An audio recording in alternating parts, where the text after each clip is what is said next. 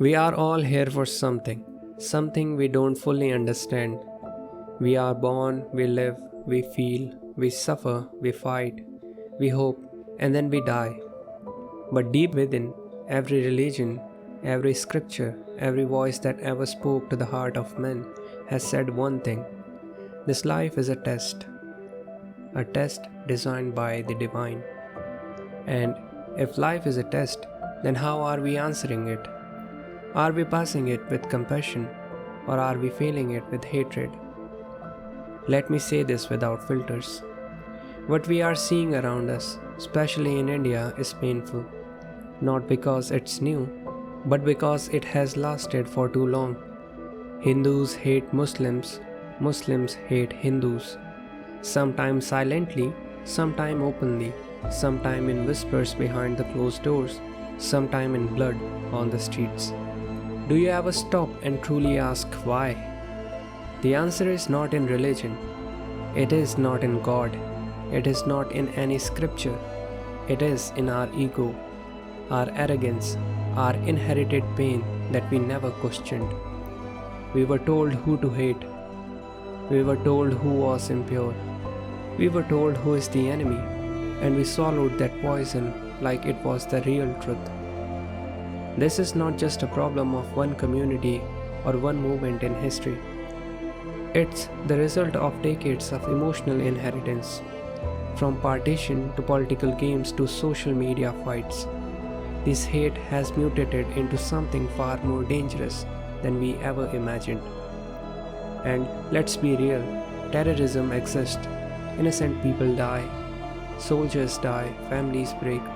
But ask yourself this: does terrorism have a religion? No, it does not, and I know many people will disagree with me. Terrorism may use the name of religion, it may use scriptures as weapon, but terrorism is not born from God. It is born from hatred, from manipulation, from lost mind who are used like tools in a bigger game. You know what's even more dangerous than a terrorist? A society that silently starts hating a whole religion because of one man's sin. That's how real damage happens. Not on battlefield, but in the hearts of people. People who have never picked up a weapon but carry hatred every day like it's a badge of honor. That hatred spread in homes, in schools, in minds of young kids, and the cycle continues. Let me say this even harder to digest. We think we know who's the enemy, but maybe the real enemy is within us. The enemy is that voice that says, they're not like us. They are wrong, they are dirty, they are dangerous. That voice is not God. That voice is not truth. That voice is ego. And it lives in every religion, every community, every human being who has stopped questioning their own beliefs. Do you really think a Hindu who spreads hate represents Lord Ram? Do you think a Muslim who spreads violence represents their Lord? No, they don't. They represent the failure of humanity, not the truth of any religion. Because the truth is, every religion teaches us not to be arrogant. Every scripture says, be kind, be patient, be humble, be human. But look at us, we have become arrogant about our own religions, as if it was the trophy to prove we are better than someone else, as if God needs us to defend Him by hating His other creations. That's not religion, that's ego dressed as faith. Social media has become the new battlefield. People don't fight wars with guns, they fight them with posts, shouting and blaming. Most of them have never seen the real ground reality. They have never heard a gunshot. They never sat with a soldier's mother. Never seen a village destroyed by violence. But they think they know everything because they watched a reel or read a tweet. And what does this create? More anger, more division, more fear. But here's the bitter truth. Hatred in people's heart is more dangerous than any war. Because hatred lasts longer than bullets. It passes through generations. It rots everything it touches. And yet, in every religion, there is one truth that cannot be denied. We are all a part of the divine. That may sound harsh to some. How can a divine exist in someone who does evil things? But the thing is, we are all on a journey. Some have lost the path, some have forgotten, but we all came across from the same source, and we will return to the same source. Some after suffering, some after hurting others, some after learning slowly, but we all go back. That's not me saying it, that's written in every ancient teachings. The sinner and the saint are both in the divine's hand. You don't have to agree with it, but it is what it is. So instead of pointing fingers every day and deciding who deserves hell, ask yourself, what answer will I give when my test ends? Did I live with love? Did I see the divine in others? Or did I become so arrogant in my religion that I lost the very purpose of it? Let me make this even clearer. Respect is not weakness. Peace is not passivity. Unity is not surrender. It takes strength to love. It takes courage to forgive. And it takes divine wisdom to stop a cycle of hatred when everyone around us is cheering for it. Let's stop pretending that one religion is pure and the other is not.